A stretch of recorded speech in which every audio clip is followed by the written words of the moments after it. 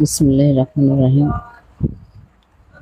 আলহামদুলিল্লাহ, সকল প্রশংসা সেই মহান রবের, এবং আমি তার ইচ্ছাতেই সকল কিছু যেন বর্ণনা করতে পারি। তার সহায়তা এবং তার রবের তরফ থেকে যেন আমার উপর সেই সহায়তা আসে, এবং প্রশংসা করি সেই আদম নূরের, প্রশংসা করি সেই নবী করিম সাল্লাল্লাহু আলাইহি ওয়াসাল্লামের, এবং ভক্তি জানাই আমার জন্মদাতা পিতামাতাকে। আজ আমি রিসালত সম্পর্কে কিছু বক্তব্য দিতে চাই। রিসালত সম্পর্ক নিয়ে অনেকেই অনেক কথা বলে। তো আমরা নবীদের বলি আর রিসালতি বলি, যেটাই বলি না কেন, এদের যদি আমরা অতীত দেখি তাহলে আমরা মুর্শিদের কাছ থেকে জেনেছি যে এগুলো সব কিছুই তাদের যে মূল অস্তিত্ব অর্থাৎ আত্মনূর, এগুলো সব কিছুই সেই আধারের মধ্যে, সেই ঠান্ডার মধ্যে অচেতন অবস্থায় ছিল, এবং সেখানে আমাদের যে মূল নূর অর্থাৎ মহান রবের নূর, সেটা তেমনই ছিল। এটা আমাদের মুর্শিদের বাণী। তো যখন আল্লাহ পাক চেতনায় আসলো, তারপরে তার সেই নূর প্রকাশ হতে লাগলো, তখন এই যে সমস্ত নুরিতনদের নূর, তখন তারাও প্রকাশ হয়ে গেল, তারাও সেই চেতনায় আসলো। আগে যখন ছিল আধারের মধ্যে, তখন তাদের চেতনার শক্তি ছিল না, তারা বুঝতেই পারে নাই যে তাদের ঠান্ডা না গরম, তাপ না কি লাগতেছে, ভালো কি মন্দ কিছু হচ্ছে কি না হচ্ছে, তারা বুঝতে পারে না। যেমন আমাদেরকে যদি কোনো অজ্ঞানের ইঞ্জেকশন দেয়, তখন আমরা কিছুই বুঝতে পারি না, ঠিক তেমনই। তো যখন আল্লাহ পাকের সেই নূর প্রকাশ হয়ে গেল, তখন তারাও সেই নূরের তাপে তাদের সেই চেতনা শক্তি আসলো, এবং তারা সেই তাপটাকে কতটুকু ধৈর্যের মধ্যে রাখবে বা কতটুকু তাদের ধৈর্য হচ্ছে না, সেটুকু নিয়ে তারা ব্যতিব্যস্ত। তাদের সেই তাপ যতই, আল্লাহর নূরের তাপটা যতই তাদের উপর পড়তেছিল, ততই তারা অস্থির হতেছিল। তখন তারা বুঝতে শিখলো যে আমাদের শরীরে ভালো মন্দ অনুভব করতে পারলো, যে আমাদের এখন তাপ সাধারণত আমরা গায়ে লাগলে জ্বলনি অনুভব করি, তো সেটা তারা অনুভব করতে থাকলো, অর্থাৎ কোনো কিছু অনুভবে তাদের আসলো, তার আগে কিন্তু তাদের ছিল না। তো এখান থেকে যদি আমরা সেই মুর্শিদের বাণী অনুযায়ী বুঝি, তাহলে দেখা যায় যে তারা সেই অতীত থেকেই এমনই ছিল, সেই আধারের মধ্যে তাদের কেউ না সৃষ্টি করেছে না সৃষ্টি হয়েছে তারা। তো এখন আল্লাহ পাক যখন তিনি তার নূরের উপর প্রতিষ্ঠিত হলেন, সেই ওয়াহিদুল কাহারের উপর প্রতিষ্ঠিত হলেন, তখন তিনি ভাবলেন যে এদেরকে দিয়ে কি করা যায়। তখন তিনি আলাদা একটা জগৎ তৈরি করলেন, তৈরি করে তাদেরকে এক পাশে রাখা হলো, এবং স্বয়ং আল্লাহ পাক এক পাশে থাকলেন। এর মধ্যে একটা খালকের জগৎ আছে, সেটাও তিনি সৃষ্টি করলেন, যেটা মধ্যে তিনি সমস্ত নষ্ট যাহা জিনিস তার মধ্যে রেখে দিলেন। যাহাই কিছু রাখেন, যেথায় রাখেন, সেখান থেকে কোনো না কোনো সৃষ্টির উদ্ভব হয়। তাহলে আমরা এখান থেকে দেখলাম যে এই যে নবীরা বা সেই নুরিতনেরা, তারা সেই অতীতেই ছিল, কিন্তু ছিল না কি এই চারটা রেসালত, এগুলো কিন্তু ছিল না, এগুলো কিন্তু সেখানে ছিল না, এই জন্য তাদের কোনো গর্ভ নেই।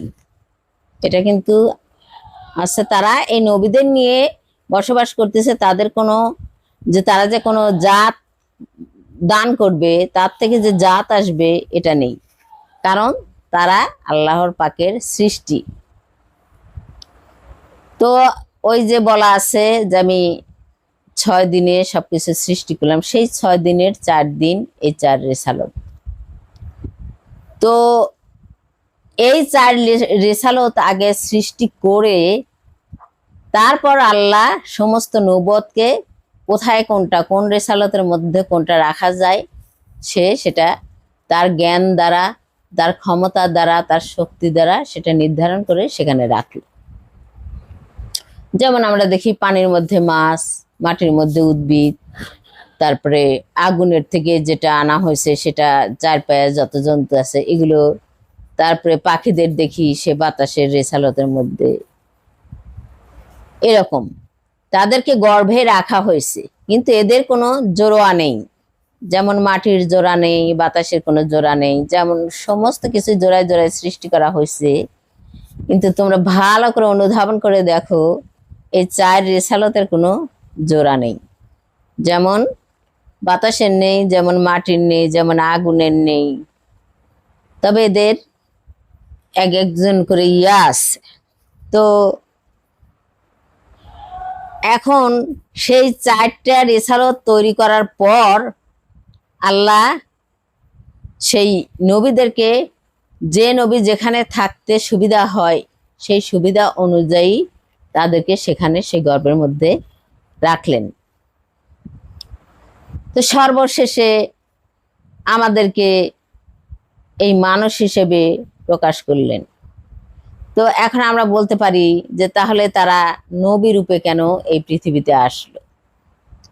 কারণ নবী রূপে আসার কারণ, অর্থাৎ মানুষ রূপে তাদের আসার কারণ, যেমন আল্লাহ পাক তিনি প্রকাশ হয়েছেন মানুষ সুরত হয়ে, নইলে তিনি প্রকাশ হতেন না।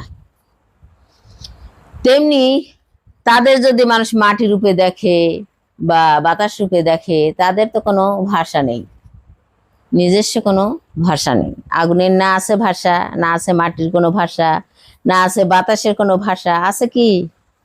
নেই। কিন্তু তাহলে তারা কোন কর্মের জন্য এই পৃথিবীতে আসলো, কেন আসলো এবং কি করবে তারা, তাদের দ্বারা কি হয় কি না হয়, তাদের কোন দায়িত্বে রাখা হলো, এটাকে প্রকাশ করার জন্য তাদেরকে এই মানুষ রূপে নিয়ে আসা হলো। কারণ একজন মানুষ আর একজন মানুষের ভাষা বোঝে, নইলে বোঝে না। তাই তাদেরকে এই মানুষ রূপে আনা হলো। 4 রিসালতকে যেমন আনা হলো, নবীদেরকেও তেমন আনা হলো, মানুষ রূপে প্রকাশ হওয়ার জন্য। মানুষের কাছে সেই রিসালত, সেই নবুয়ত, তাদের সেই জ্ঞানটাকে প্রকাশ করার জন্য, তাদের সেই নূরটাকে প্রকাশ করার জন্য, তাদের সেই অস্তিত্ব, তাদের সেই সত্য, সমস্ত কিছুকে প্রকাশ করার জন্য তাদেরকে মানুষ রূপে নিয়ে আসা হলো, এই মানুষের জ্ঞানের মধ্যে ঢোকায় দেওয়ার জন্য। তো এখন কেউ কেউ বলে যে এই রিসালত এখনো আছে, তারা আসবে, থাকবে, এবং তারা এখনো, আবার সেদিন মুক্তা বলল যে রিসালত নাকি এখনো প্রকাশ হয়নি। তো রিসালত যদি প্রকাশ না হয়, তাহলে তাদের যে গর্ভে ধারণ করে আসছে, আমরা যে দেখি পাখিরা তাদেরকে ধারণ করে আসছে এই বাতাস, তারপরে এই যে পানি, এই পানির মধ্যে যদি মাছ না রাখা হয় তাইলে কিন্তু এই পানির যারা যত কিছু আছে তারা বাঁচবে না, উপরে নিয়ে আসলে বাঁচবে না। মাটির মধ্যে, মাটির গর্ভে যাদেরকে রাখা হয়েছে তাদেরকে যদি মাটির থেকে উপরে ফেলা হয়, উদ্ভিদ জগৎ যাকে বলা হয়, তাহলে কিন্তু তারা বাঁচবে না। তাহলে তাদের জন্য এই গর্ভ হলো বেঁচে থাকার অবলম্বন। তাহলে আমরা যদি দেখি সেই অতীতটা, তাহলে দেখব যে সে অতীত আদম সৃষ্টি হওয়ার আগেই তাদেরকে নিয়ে আসা হয়েছে এবং তাদের সেই অবলম্বন, মানে তাদের সে বেঁচে থাকার অবলম্বন তৈরি করা হয়েছে। তাহলে রিসালত কিন্তু সেই আগে থেকেই। তো এখনো যদি আমরা দেখি যে সেই রিসালত, সেই নবুয়ত সবই কিন্তু এখনো রয়ে গেছে। না থাকলে এই মানুষরা তাদের প্রয়োজন মিটানোর, তাদের ক্ষুধা, তাদের ঘুমানোর বিছানা, তাদের বাসস্থান, এগুলো সব কিছু এই নবুয়ত দ্বারা হয়ে থাকে। সেগুলো মেটানোর কোনো ব্যবস্থাই থাকবে না। তাই আল্লাহ পাক তার তরফ থেকে যে নূরকে প্রকাশ করার জন্য এই পৃথিবীতে মানুষ নিয়ে আসলো, আদম নূরকে নিয়ে আসলো, আদম অস্তিত্বকে নিয়ে আসলো, তার প্রয়োজন মেটানোর জন্য সমস্ত সেই নুরিতনদেরকে এই পৃথিবীতে মানুষ রূপে নিয়ে আসলো এবং সৃষ্টি রূপে নিয়ে আসলো। আগে সৃষ্টি রূপে নিয়ে আসছে, পরে যখন আদম আলাইসাল্লাম আসছে তখন তাদেরকে মানুষ রূপে নিয়ে আসা হয়েছে, এই কারণে তাদেরকে মানুষের মধ্যে দিয়ে তাদের প্রকাশ করার জন্য। এটা হলো আল্লাহর জ্ঞানমত্তার একটা কৌশল। এটা হলো তার সেই জ্ঞানমত্তার কৌশল। তবে তিনি আল্লাহ পাক এই যে কোরআনের মধ্যে 4টা রিসালত রাখছেন, 4টা রিসালতের বাণী আছে, এখানে তাদের কিছু কিছু মানে কি বলবো, মানে রহস্যজনক কথা আছে যেগুলো আমরা অনেকেই মানে অনেকে বলতে 99% লোক সেটা জানেই না।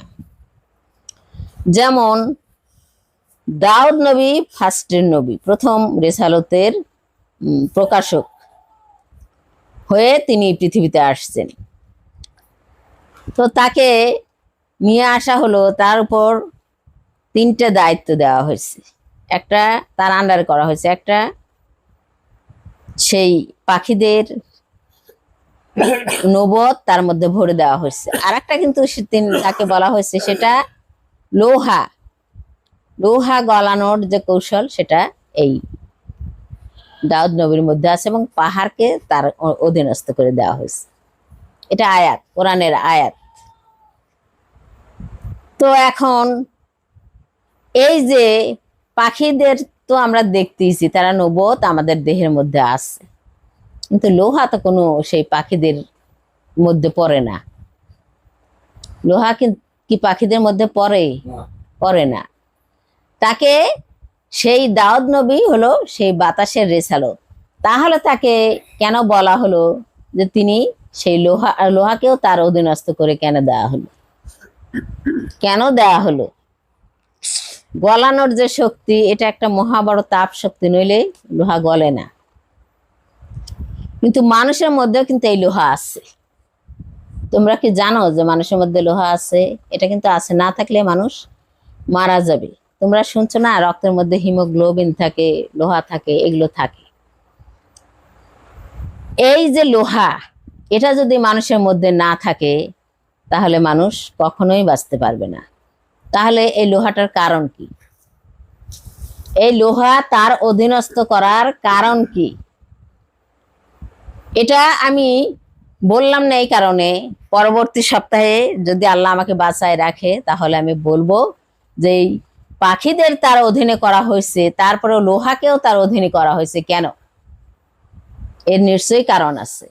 এই কেনর উত্তর যারা বড় বড় জ্ঞানী হয়ে গেছে, আমাদের মধ্যে কিছু কিছু ভাইয়েরা বোনেরা দেখতেছি, তারা বলবে, তারা যেন বলে।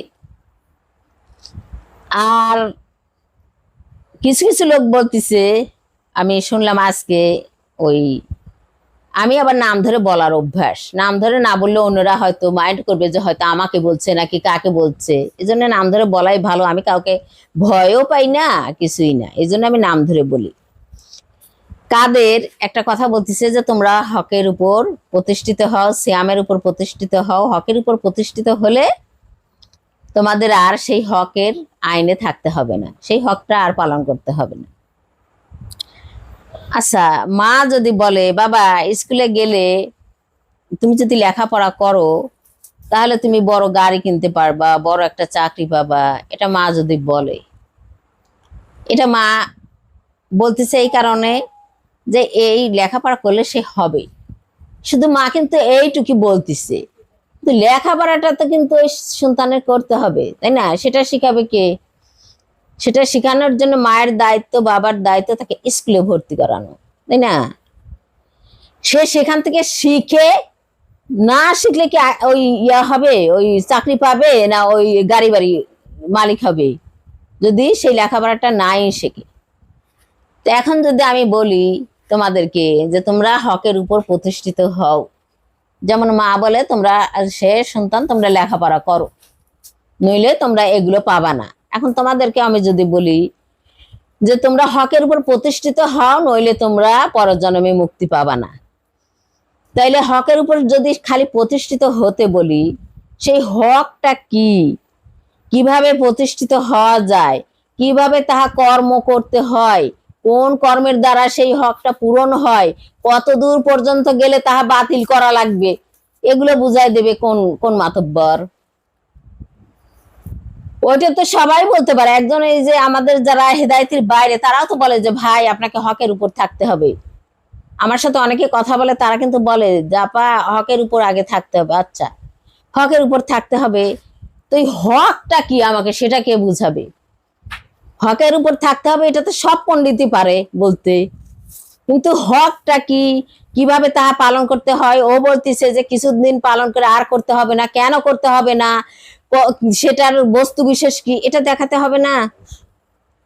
নাকি শুধু বললেই হবে যে হক পালন করতে হবে, হক পালন করতে হবে?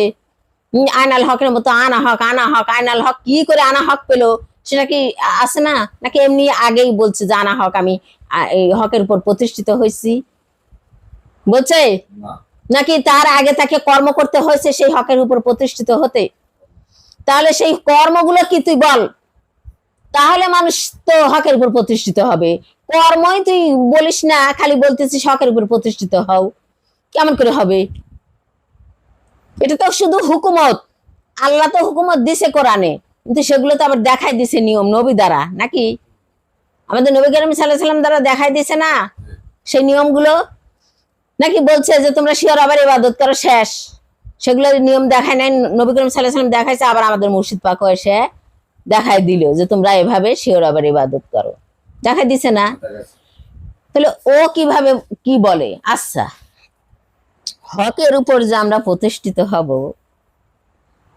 সিয়ামের কথা বলতেছে। সিয়াম মানে আত্মশুদ্ধি, তাই না? আত্মশুদ্ধি মানে সিয়াম। আত্মা আমরা কি করে বুঝবো? আগে তাকে কিভাবে শুদ্ধ করতে হয়, কিভাবে তাকে শুদ্ধ করে সেই হকের উপর আনতে হয়, এটা আমাদেরকে বলে দিবে। আচ্ছা, যদি ওরা মনে করে যে সৎকর্ম, এই যে জাপানের লোকগুলো, আমার মনে হয় যে পৃথিবীর সর্বশ্রেষ্ঠ সৎকর্মের মধ্যে আছে, তাই না? তারা কোন নবীর, তারা কিন্তু কোনো ধর্ম মানে না, তেমন একটা ধর্ম মানেই না। এ আমাদের না মুসলিম ধর্ম, না আদম ধর্ম, না কোনো ধর্ম। তো তাদের মনে তো কোনো হিংসা বিদ্বেষ কিছু নাই। তারা কি মরে গেলে পচে যাচ্ছে না? যাচ্ছে কিনা? যাচ্ছে তো। সমস্ত হক কিন্তু তারা পঙ্খানুপঙ্খানু, মানে তাদের সূত্রই ওখান থেকে, তারা পেটে থেকে বের হওয়ার পর থেকে হক শিখে আসতেছে। এই ন্যায় পরায়ণের বিদ্যা তাদের শিক্ষা প্রত্যেকটা মানুষের কাছ থেকে। এগুলো যদি আমাদের বাংলাদেশে থাকতো, তাহলে কিন্তু আর এই ধর্মের মধ্যে হক শিখতে হতো না আমাদের। আমরা প্রত্যেকটা মানুষ জন্মসূত্রেই আমরা ওগুলো পেয়ে যেতাম, এই আমাদের যারা বড় তাদের কাছ থেকে আমরা শিখে নিতাম। কিন্তু তাদের মধ্যে নাই, যেগুলো আছে আমরা তাই কিন্তু শিখতেছি। দোষ দিচ্ছি কাদের? দোষ দিচ্ছি আমাদের এই নবুয়ত গুলোকে, ঠিক তাই কিনা? যদি নবুয়তেরই দোষ থাকবে, তাহলে ওরা কেন এরকম হলো, আমরা কেন ওরকম হলাম না? ওরা কি আমাদের এই নবুয়ত নিয়ে রয় নাই? ওদেরকে আবার আলাদা নবুয়ত দিয়ে তৈরি করা হয়েছে নাকি? তাহলে ওরা হকের উপর কোনো ধর্ম ছাড়াই যদি থাকতে পারে, আমরা ধর্ম নিয়ে কেন থাকতে পারি না? তাহলে এটা আমাদের পরিবেশগত দোষ, সামাজিকগত দোষ, এটা কোনো নবুয়তের দোষ নয়। এটা কোনো নবুয়তের দোষ নয়। তাহলে তারা যদি এত হকের উপর থাকার পরেও সেই আল্লাহর নৈকট্য লাভ করতে না পারে, পচে যায়, গলে যায়, তুই আবার কোন হক আদায় করে সেই নৈকট্য লাভ করবি? কোন হক আদায় করে সেই দেহকে বাঁচাবি তুই? ভালো করে দেখ মিশরের মানুষকে, মিশরের ফারাওদেরকে ভালো করে দেখ, তারা কোনো হকের মধ্যে ছিল না। এই জাপানিদের মতো অত হকে নাই। তারপরও তারা যে মেডিসিন তৈরি করছে, সেই মেডিসিন দিয়ে তাদের দেহকে আজও পর্যন্ত তারা শক্ত করে মজবুত করে ধরে রাখছে কিনা? তাহলে শুধু আমি যে বারবার বলতেছি যে হক বেহক, এগুলো হলে মানুষের স্বভাব পরিবর্তন হয়। এগুলোর দ্বারা কোনো মানুষের দেহ বাঁচে না, দেহ বাঁচে না, রক্ষা হয় না। রক্ষা করতে হলে ওই যে মিশরের যে মেডিসিন, ওই মেডিসিন লাগবে। এই নবুয়তের দ্বারাই যে মেডিসিন তৈরি হয়, ওই নবুয়তে, পৃথিবীর নবুয়ত দ্বারা মেডিসিন তৈরি করে এই নবুয়তে বহন করতে হবে, লাগাতে হবে, তবেই তো তোদের এই দেহ বাঁচবে। মাটি গিলতে পারবে না। তাদের গিলতে পারছে, তাদের পচাতে পারছে, পারে নাই। কিন্তু যারা হক, জাপানিরা হকের মধ্যে আছে, তাদের গিলে ফেলছে। তাইলে এখান থেকে বুঝো যে শুধু হক অর্জন করলেই মানুষের এই দেহ বাঁচে না, তার সাথে ওই নবুয়তের মেডিসিন লাগে, সত্তা লাগে। যাহা আমি বারবার বলতেছি যে সেই নবুয়ত ফানা বা সেই মারফতের কথা, যাহা বারবার বলতেছি, তোমাদের গায়ে লাগতেছে না এগুলো। তোমরা বারবার উল্টা পাল্টা উল্টা পাল্টা উল্টা পাল্টা কথা বলেই যাচ্ছ, বলেই যাচ্ছ, বলেই যাচ্ছ। কেন? কোথা থেকে তোমাদের এই বুঝ আসে বলো তো দেখি? তোমরা এই এই ইয়ার মারফত গুলো বলো। কেন ওই লোহার দায়িত্ব তাকে দেওয়া হলো? কেন এই ঈসা নবীকে বলা হলো সে পাখি ফু দিলে, মাটির পাখিকে ফু দিল, সে উড়ে গেল? এটা কোথায়? মানব দেহে কোথায়? সে তো রিসালত ছিল, তাহলে মানব দেহে আছে? আছে তো নাকি নেই? সে কি করছে? কুষ্ঠ রোগীকে ভালো করছে, সে অন্ধকে চোখ দান করছে, মৃত ব্যক্তিকে জ্যান্ত করছে। নাকি কুষ্ঠ রোগী হলে কি হয়? কুষ্ঠ রোগী হলে তার এই দেহের যে পছন ধরে, নাকি শ্বাসকষ্ট হয়। শ্বাসকষ্ট হয়, তার ভিতরে যে ইয়া আছে, মস্তিষ্ক আছে, স্নায়ু আছে, এটা নষ্ট হয়ে যায়, যার কারণে সে বধির হয়ে যায়, শরীর অবশ হয়ে যায়, ব্যথা অনুভব করতে পারে না। পরে ধীরে ধীরে চামড়ার উপর চলে আসে, তখন ধীরে ধীরে সেই চামড়াগুলো নষ্ট হয়ে যায়।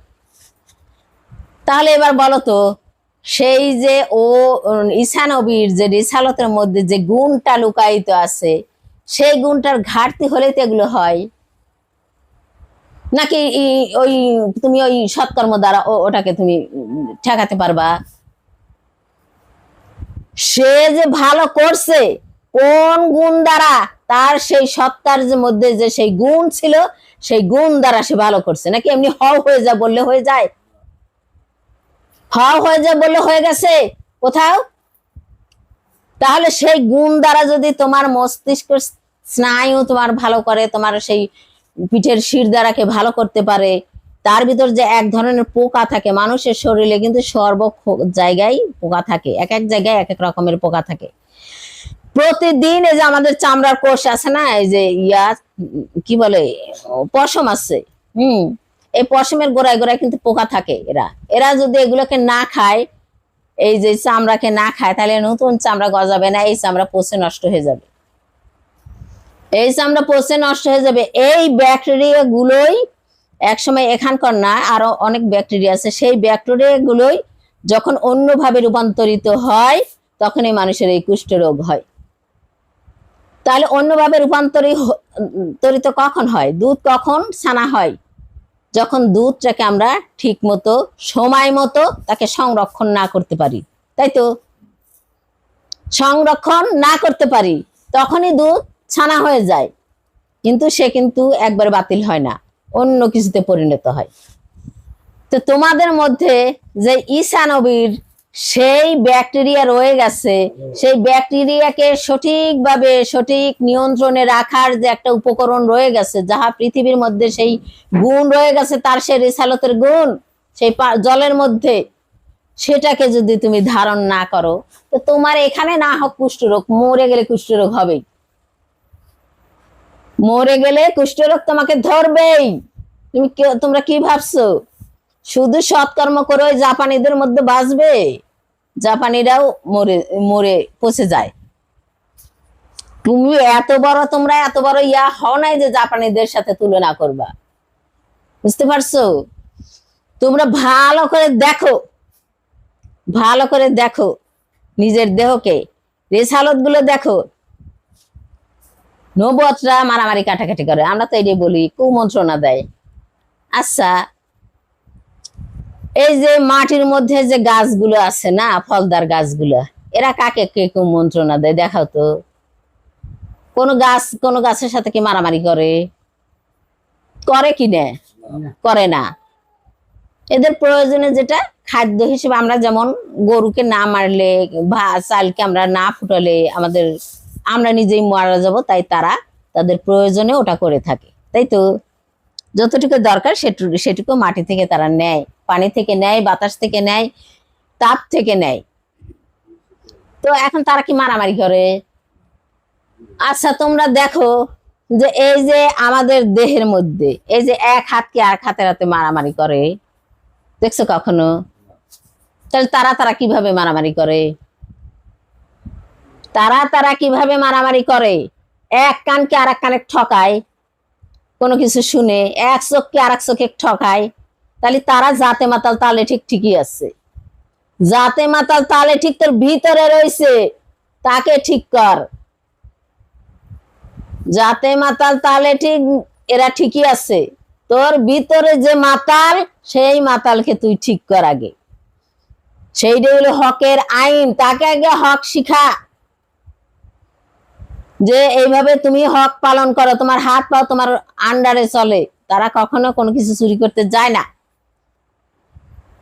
আচ্ছা, ধরলাম হাত নাই চুরি করে, পাও নাই চুরি করে, এদের নাই দোজখে গেল, এদের নাই। আমরা পরবর্তী জীবনে জবানে আমরা মিথ্যা বলি, হয়তো আল্লাহ বলছে যে তোমাদের অন্ধ করে তোলা হবে, তোমাদের জবানটা থাকবে না, এটা বলা হয়েছে। আচ্ছা, এই যে আমাদের যে গলা আছে না, এটা কোন অপকর্ম করবে? এটার হক কি? হ্যাঁ, এই যে আমাদের নাক আছে, এটার হক কি? কোন হক দ্বারা এরা বাঁচবে? এই যে কপাল আছে, এটার হক কি বল? এই যে চুলগুলো আছে, এরা কোন অপকর্ম করে? এরা কি কোনো অপকর্ম করে? তাহলে এদের হক কি? এদের সিয়াম কি? আত্মশুদ্ধি মানে কি? সিয়াম মানে আত্মশুদ্ধি, প্রত্যেকটা অঙ্গের সমস্ত আত্মশুদ্ধির কথা বলা হয়েছে, নাকি ওই 3-4টা আত্মার কথা বলা হয়েছে? শুধু সমস্ত আত্মার শুদ্ধির কথা বলা হয়েছে। তাহলে এদের শুদ্ধি কোথায়? এই যে চুল আছে, নখ আছে, এই যে আমাদের আঙুল আছে, তারপরে যে চামড়া আছে, যদি চামড়া দেখো এক এক জায়গায় এক এক রকম। এই যে ভিতরে কিডনি আছে, ভিতরে মাইটি আছে, তারপরে ভিতরে লিভার আছে, তারপরে যে পাকস্থলী আছে, রক্ত আছে, নাকি নাই এগুলা? এদেরকে কোন হক দ্বারা তুই রক্ষা করবি? সেটা আমাদেরকে যেন খুলে বলে, সামনের সপ্তাহে যেন ও বক্তব্য দিতে বলে, আমরা ওখান থেকে শিখবো। আমরা ওখান থেকে শিখবো, ইনশাল্লাহ, নিশ্চয়ই শিখবো, নিশ্চয়ই শিখবো। আরে জাপানিরা কোন হকে এত হক পালন করার পরেও কেন তারা পৌঁছে যায়, আর ওই মিশরেরা কেন তারা আজ পর্যন্ত বেঁচে আছে? এইটার জন্য হাকিকত আমাকে বলে, এইটার জন্য হাকিকত আমাকে বলে। আবার দেখো, আমাদের বাংলাদেশে এখনো কিছু কিছু মানুষ কবর থেকে বের হয়, তাদের লাশ বের হয় একবারে ইয়ার মতো, তাই না? শক্ত মজবুত, অমনি যেমন রেখে আসছে তেমনই বের হয়। এর আগে কয়েকদিন আমি দেখছি ওই ফেসবুকে, তো অনেকেই তো পৃথিবীর উপর আছে, তারা তো ওর সাথে আমার মনে হয় বেশি বেশি হকের মধ্যে থাকে, মানে সৎকর্মের মধ্যে থাকে। ওই এই যে আমাদের হেদায়তিরা অনেকে মরছে, পুরে দেখা তো আছে না, তারা আছে না, পচে গেছে। এর আগে একটা লোক বলছিল না যে চামড়ায় পছন্দ হচ্ছে, কুষ্ঠরোগী হয়েছে, আর বলে কি আমি সালাদ কায়েম করছি। তো আমি বললাম যে সালাদ যে কায়েম করছে, আচ্ছা আমার মুর্শিদ যে সালাদ কায়েম করলো, তার কি পচেছিল? না, তাকে পচছে না, তার আরো মজবুত হয়েছে। আমরা তো দেখছি যে এই যে আমার আব্বা একবার বুড়া হয়ে গেছিল না, বয়স কিন্তু অনেক হয়েছিল, কিন্তু তার চামড়াটা দেখছো সবাই, ঘুষ হয়েছিল, কোনো জায়গা ঘুষায় নাই, কিন্তু তার চামড়াটা একবারে ফিটফাট টান টান। আর তার গ্লেজটা কি, তার গায়ের রং কালো হলেও গ্লেজটা কিন্তু একবারে সম্পূর্ণরূপে সুন্দর, সেই সুন্দর গ্লেজ আসছিল। আর ওই লোকটা বলতেছে যে আমি সালাদ কায়েম করছি, এই জন্য আমার দেহের চামড়া পয়সা, আবার নতুন চামড়া গজাইতেছে। কেন নতুন চামড়া গজাইলেও গজাতে গজাতে আবার সেই অসুখে তুই মরলি কে? তোর জান আর সালাতে কায়েম হচ্ছে চামড়া পয়সে, যাহা হুজুরের হয় নাই, কারু হয় না, তোর হয়। তো এই যে এরকম বুঝ কিছু কিছু মানুষের আছে, বুঝছো? এরকম বুঝ মানে ধারণা নিয়ে এগুলো বলবে। কেউ কেউ বলে কোরআন পড়া জানে না, কিচ্ছু পড়া জানে না। কোরআন পড়লে তাদের দেহ কোরআন থেকেই বলে সব পায়, দেহ কোরআন থেকেই সব পায়।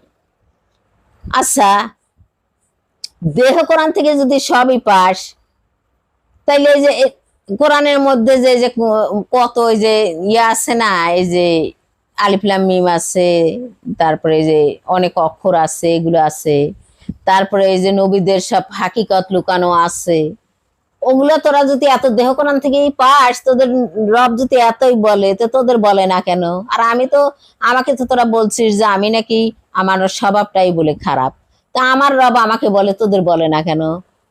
আমার স্বভাব যদি এতই খারাপ, তা আল্লাহকে আমাকেই পছন্দ করলে, স্বভাব যার খারাপ, স্বভাব যার খারাপ তাকে পছন্দ করলে আল্লাহ, আর তোদের স্বভাব এত ভালো, বলতে পারিস না কেন?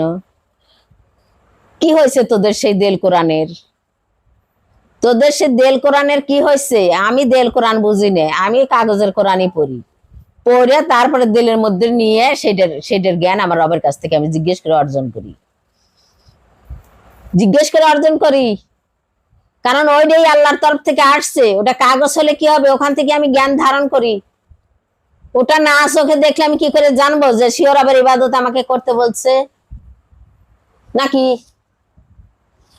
আল্লাহ যে আমাকে শিওর আবার ইবাদত করতে বলছে, নবী করিম সাল্লাল্লাহু আলাইহি সাল্লাম যদি তখন বলে যেত, সেই কথাটা যদি কাউকে কাউকে না বলতো, নবীকে যদি আল্লাহ বলতো এই ইয়েটা, নবী যদি কাউকে না বলতো, তাহলে কি করে আজ তোমরা দেখতে? যদি কোরআন রূপে না আসতো, তাহলে কি করে আজ তোমরা দেখতে, সেই জ্ঞানটা অর্জন করতে, আর কিভাবে সেটার সেই ইবাদতে শামিল হয়ে সেই রবকে হাসিল করতে পারতে? কোথায় তোদের দেল কোরআন?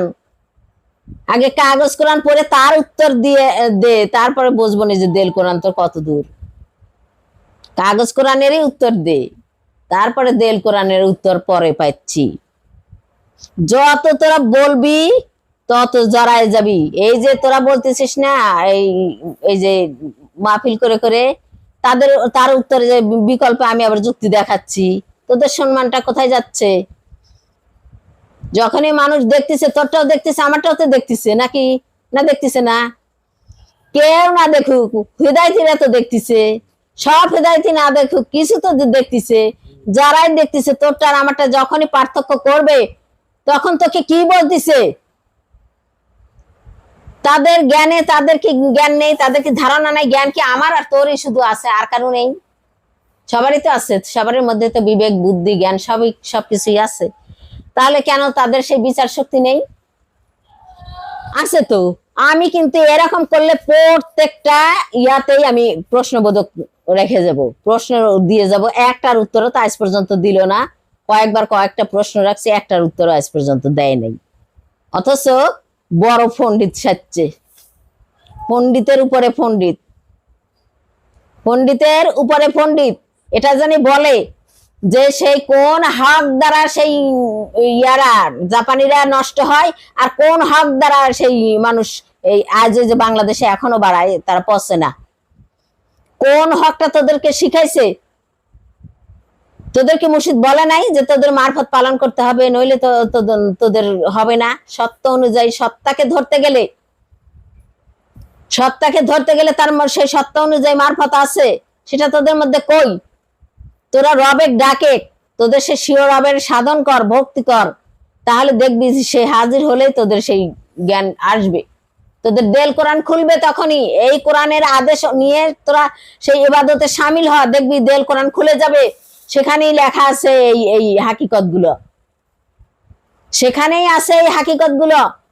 তখন আর তোদের কারো কাছে যেতে হবে না, সেটাই সে যে এসে বলবে, সেটাই সে আদম নূর, সেই রব, সেটাই সে তোদের সেই মূল কোরআন, যার মধ্যে সমস্ত আল্লাহর জ্ঞানে জ্ঞানী সে, তার মধ্যে সকল জ্ঞান।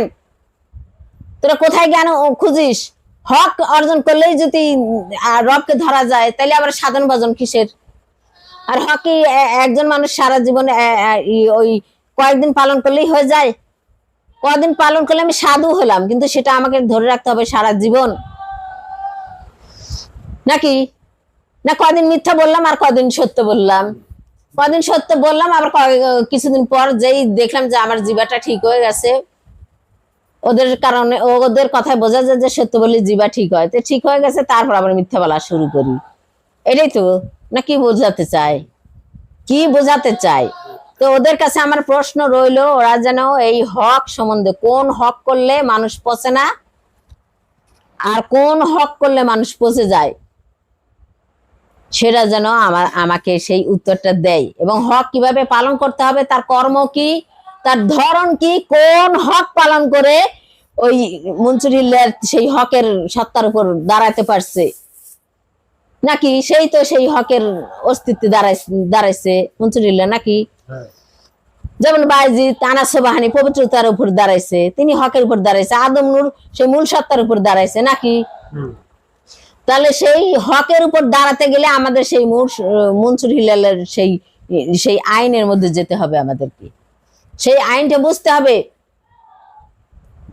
সেই আইনটা বুঝতে হবে কি কি ধর্ম পালন করে কোন হকের উপর সে চালনা হয়ে এই হকের উপর দাঁড়াইছে, সেটা তো আল্লাহর গুণবাচক নাম নাকি? তা আল্লাহর গুণ আল্লাহ ধরতে বলে নাই, এখন বলবে যে মনসুর হিলালের দ্বারা আমাদেরকে পালন করতে বলতেছে, মনসুর হিলালের না, আল্লাহর সেই গুণবাচক যে হকের যে গুণ আছে, সেই গুণ কোন কোন গুণ ধরলে সেই সেই গুণবাচক নামের জাতের উপর যা যায়,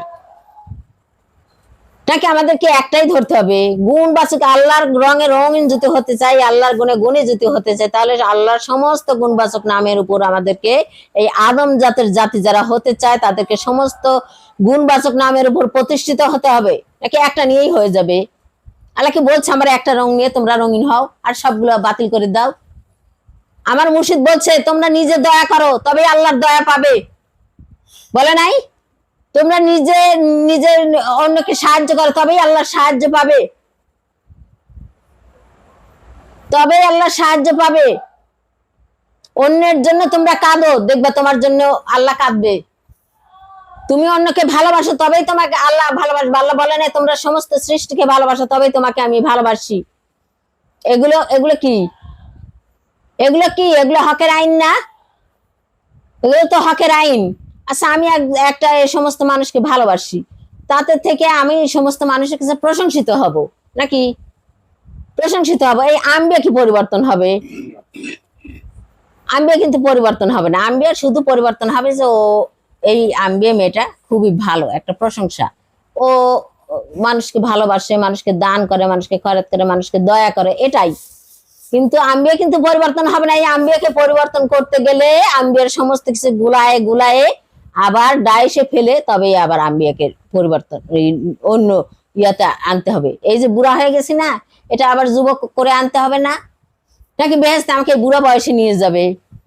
তাহলে আমি যে ভালো করছি, হকের উপর থাকছি, সেটা দিয়ে কি এই ইয়া নষ্ট হবে?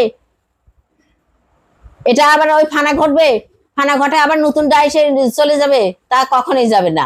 জিনুয়ারার সে গর্বে যেতে হলে আমাকে আবার এই দেহকে ডাইসে গুলাইয়ে তারপরে আমাকে তার সেই গর্বের মধ্যে নিয়ে যেতে হবে নাকি? মুর্শিদ বলে নাই যে তোমার মা সৃষ্টির সমস্ত রসদ যোগায় তারপরে একজন মানুষকে মানুষ তৈরি করে, দেহ তৈরি করে? তাহলে আমাকে সেই ডাইসে, সেই জিনুয়ারার ডাইসে যেতে হলে আমাকে ওখানে আমার সমস্ত অস্তিত্ব নিয়ে সেখানে দাঁড়াতে হবে নাকি? সমস্ত নবুয়ত নিয়ে তার সেই গর্ভের মধ্যে যেতে হবে, তারপরে বাবার কাছ থেকে সেই আদম নূর নিয়ে তারপরে আমাকে সেই জন্যই সেখানে গেলে তবে তো সে আমাকে গরম করে আমাকে আবার দুনিয়াতে আম্বিয়া রূপে আবার এনে দেবে। দুনিয়াতে হোক আর বেহেশতে হোক, যেখানেই হোক এনে দেবে। কবর থেকে সেখানে আমি মুক্তি পাবো। তো এগুলো কি বলে নাই মুর্শিদ? বলছে তো যে তোমরা নূর ধরো, আদম নূর ধরো, ধারণ করো, এবং তোমাদের সেই সমস্ত সুন্নত তোমাদের দিছে পালন করে তাদের অস্তিত্বকে তোমরা সেই আল্লাহর যে অস্তিত্ব, সেই অস্তিত্ব যেমন তেমন করে তোমাদের অস্তিত্বকে তোমরা ইয়া করো, কায়েম করো। অস্তিত্ব কায়েম করে তার মধ্যেই তো নূর ধরতে বলছে, নাকি এমনি এমনি? কারেন্ট চলে গেছে, আমি আর তেমন কিছু বলতে চাই না, কিন্তু আমার সবার কাছে অনুরোধ, আমরা যে যাহাই বক্তব্য করি না কেন সেটা সমস্ত মানুষের কাছে যেন খোলা খালা বলতে পারি। সেই জ্ঞান যদি আমাদের থাকে তাহলে যেন আমরা বলি, আর যদি না থাকে তাহলে যেন আমরা ভুল ভাল বলে মানুষকে নিজে বিভ্রান্তের মধ্যে না আসি এবং অন্য দশজনকে বিভ্রান্তের মধ্যে না ফেলে দেই। এটা আমি অনুরোধ করে বলতেছি, যেন নিজে বিভ্রান্তির মধ্যে আসে এবং অন্যদেরকে না ফেলে দেই। এই বলে আমি আমার বক্তব্য এখানে রাখতেছি। এবং সবার প্রতি আমার সালাম, আসসালামু আলাইকুম ওয়া রাহমাতুল্লাহি। ওয়ালাইকুম আসসালাম।